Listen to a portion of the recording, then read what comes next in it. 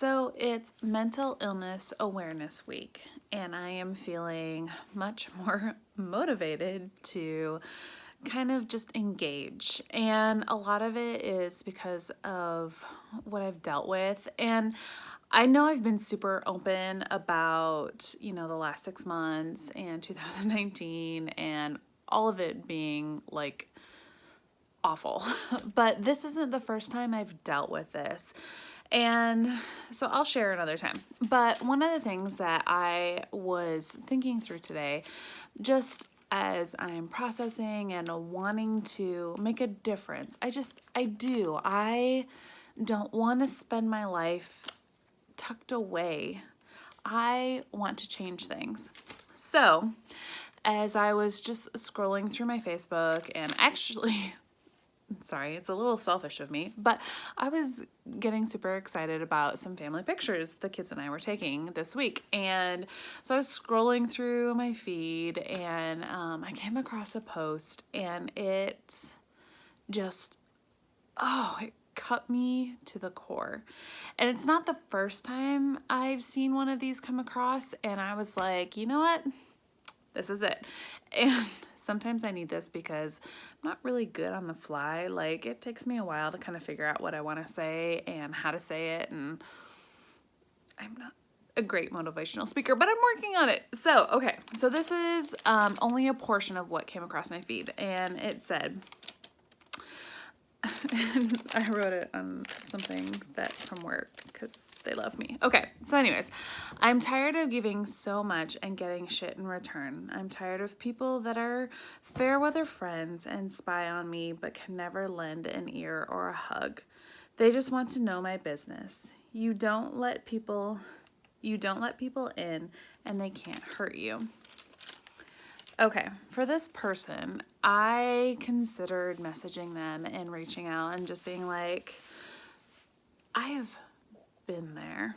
And I'll be honest, for the entirety of my life, there are very few people that I've cut out because that's just not me. That's not the way that I kind of respond to situations. But I did this last year, someone who I considered a friend. However, that person did not consider me a friend back. They only ever reached out for the most recent gossip. And before I had a conversation, before I addressed the situation with this person, I looked through the messages. I mean, I keep all my messages. And I looked through, and that person literally only contacted me to find out the most recent gossip. And I finally just went, you know what? I'm done. I'm done. I respect you. I think you're an amazing person. But as friendships go and how that looks, we are not there. And I mean, I don't know what you would define us. I don't think that there needs to be a label. I think we're just people who just happen to pass by each other through our lives. This person did not appreciate my assessment. They unfriended me. They stopped following me. I mean, that's fine. That is kind of the way I see things going.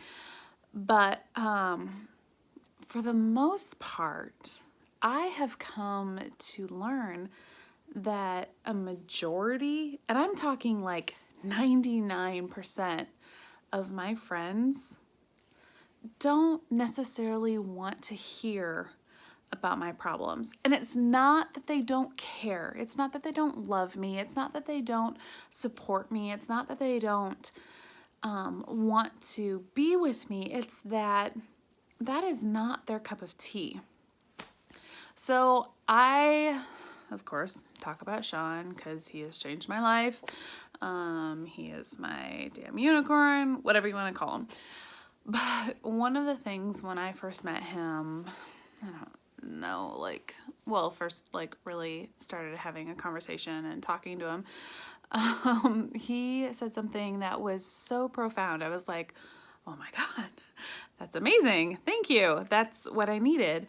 He works in like a small business, so he knows everybody that comes in. He has a great relationship with all of them. And he said, you know what, to be honest, there's a lot of times where I don't want to ask how they're doing because I'm afraid that they're gonna tell me. And I was like, whoa, wait a second. You, a man of faith, a man who has grown up in a family situation where you're constantly told you need to be caring about people, you need to be like engaged and all this kind of stuff. And he's like, I don't want to hear your problems. I was like, oh. And it's not because I felt like he was being disrespectful. No, he was being the most authentic version of a person who has a faith in Jesus Christ, but yet still said, you telling me your problems means that I'm going to sit here and go, yeah. And I was like, wow. Because if you are... you don't even have to have any kind of faith.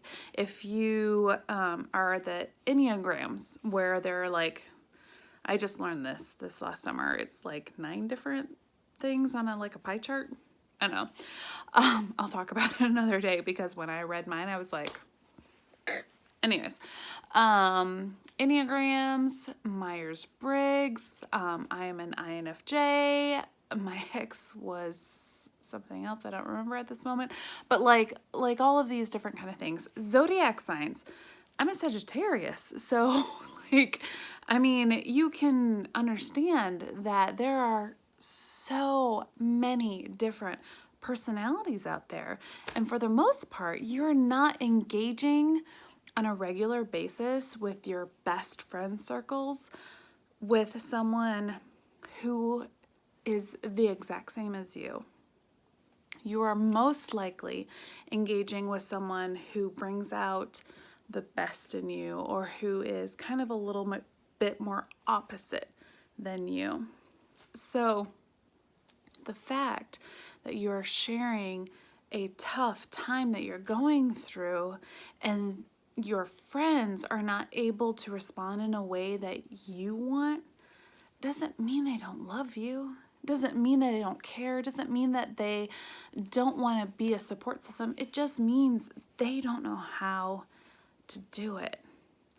And one of the best things that Sean said to me, apart from I can't, I'm afraid they're actually going to tell me what's going on in their life, is he's just not built for that.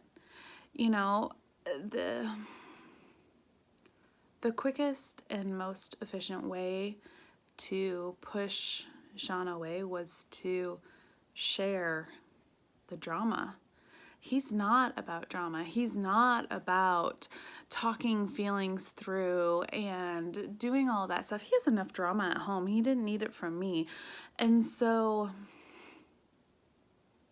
there are some people who just don't know how to deal with those situations.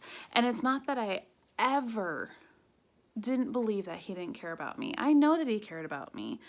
He may not now, but I know that he cared about me when I started all of these kind of dramatic conversations that I knew were just going to annoy the fuck out of him.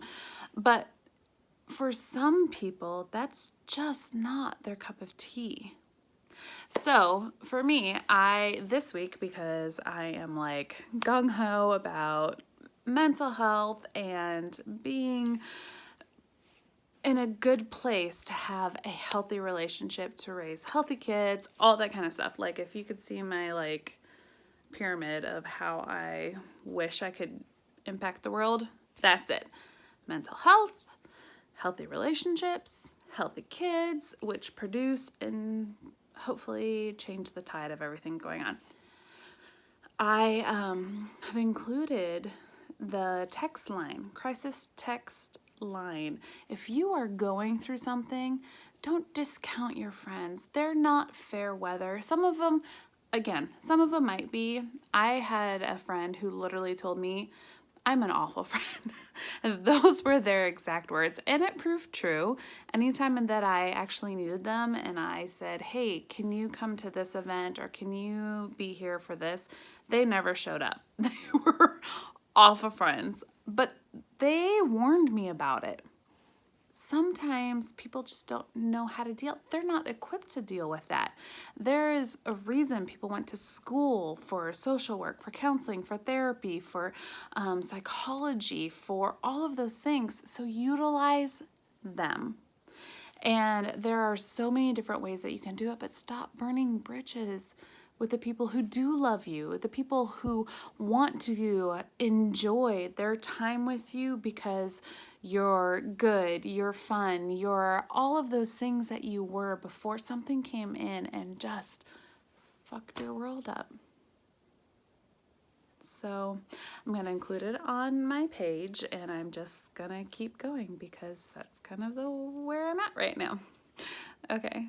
All right. You guys have a wonderful Monday, and I hope everybody's week started better than my other person's Facebook page did. Okay.